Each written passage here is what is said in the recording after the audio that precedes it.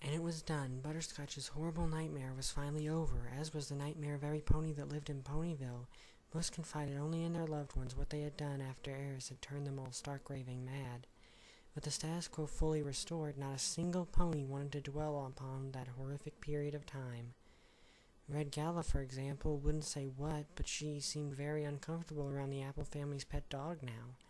There was, however, one purple pony with a screwball cutie mark who was dragged away in a straitjacket, mumbling how the world finally made sense. It's not fair. The fact that the sun and moon had rose all willy-nilly during Eris's brief reign had led some to believe that the princes themselves had been rendered insane, the same as any living thing in Equestria. Dustshine would always insist to such ponies that this was impossible, as Solaris himself had been the one to awaken Dust from his own darkness. Others, however, were not so sure. Butterscotch didn't care. He and all his friends were themselves again. The land was healed, the ponies were healed. Solaris and Artemis and Harmony itself were now the law in Equestria again.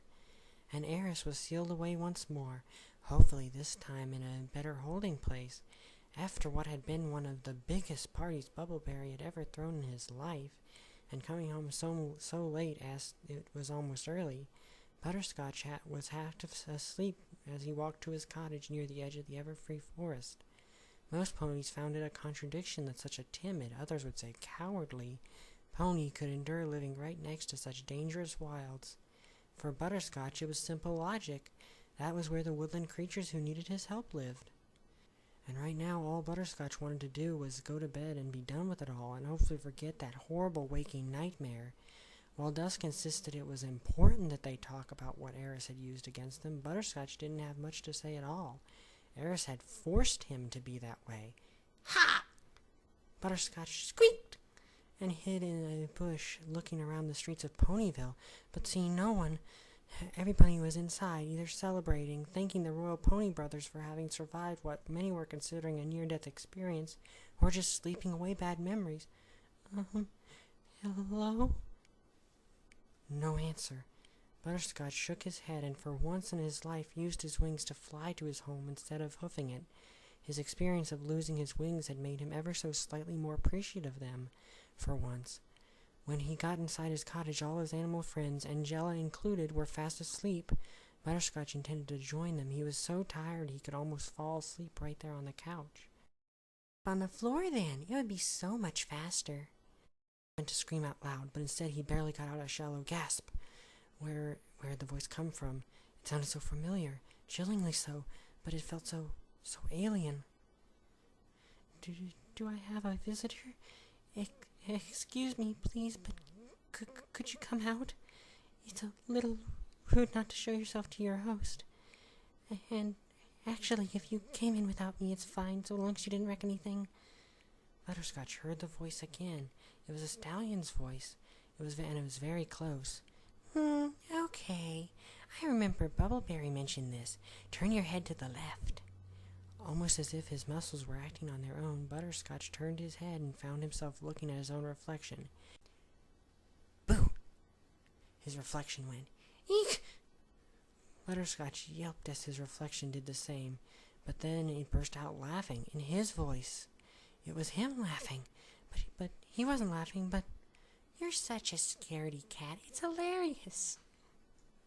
He heard his reflection say. Butterscotch then spoke, almost high as her wings. Who are you? Isn't it obvious? His reflection grinned and leaned in closer as Butterscotch did the same. I'm you. No, you're not.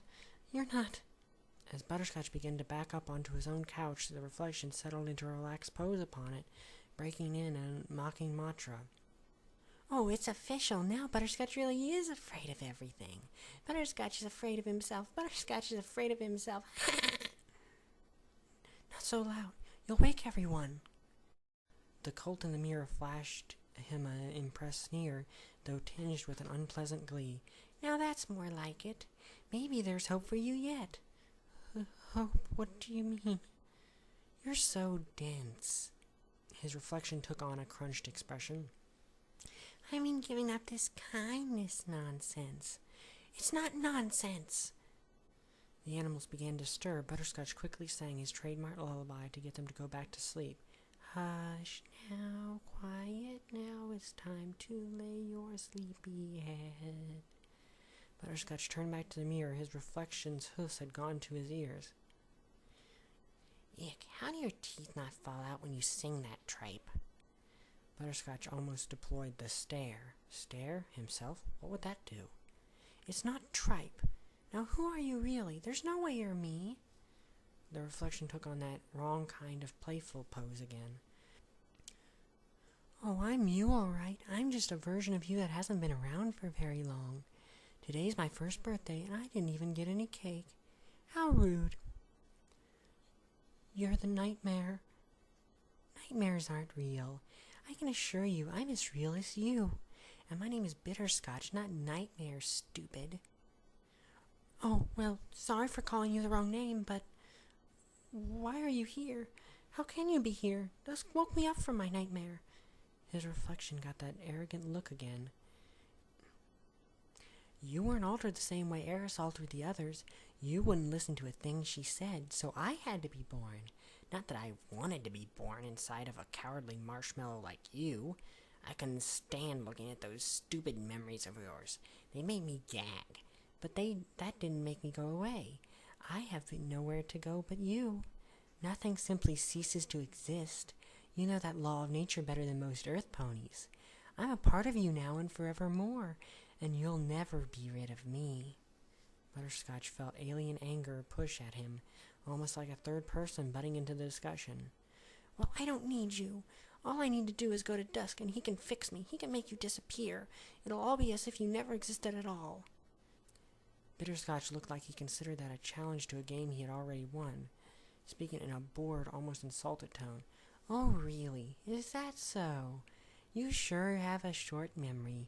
You have never caught Rainbow Blitz without me.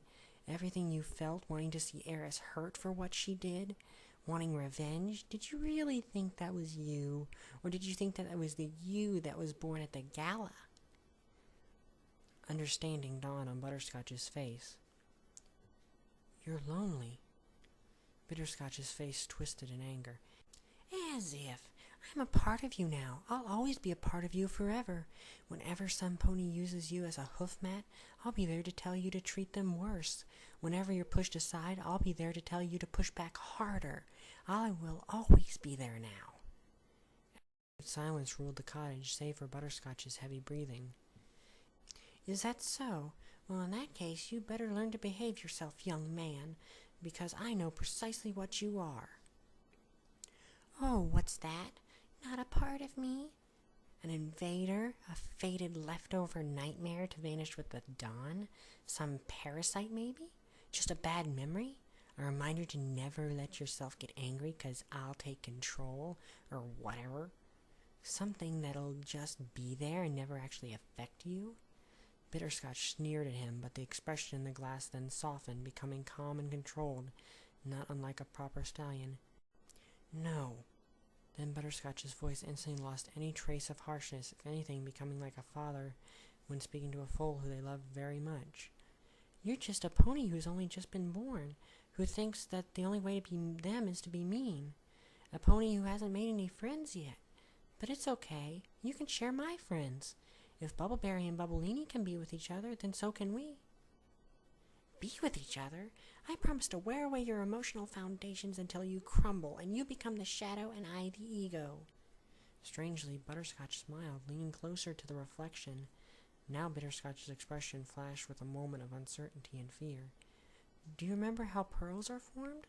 They start out as a tiny bit of sand inside an oyster. It's not very pleasant for the oyster, but eventually the little sand develops into a beautiful pearl. You just had a bad parent, but I promise to help you. I don't need your help, Butterface. It's funny how fools who need the most help are the ones that say that sort of thing the loudest. But it's late, dear. We should both be off to bed. Hush now, quiet now. It's time to lay your sleepy head. No, you can't just sing me too. Butterscotch yawned. Hush now, quiet now, it's time to go to bed. Butterscotch walked away from the mirror and began to head upstairs, feeling drowsy. Drifting off to sleep, the exciting day behind you.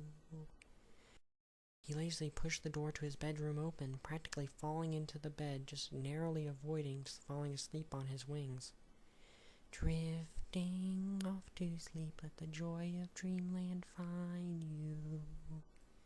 He turned his head towards a little mirror by his bed. I'm stronger than you. You can't do that.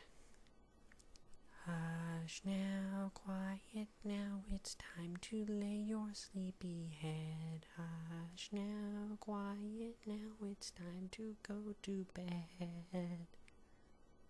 Butterscotch's eyes flittered closed. You're right, you are going to be with me from now on, so I'm going to have to make sure you don't get yourself into any trouble, young man. Don't worry, I'll be there for you. And he slept and dreamed.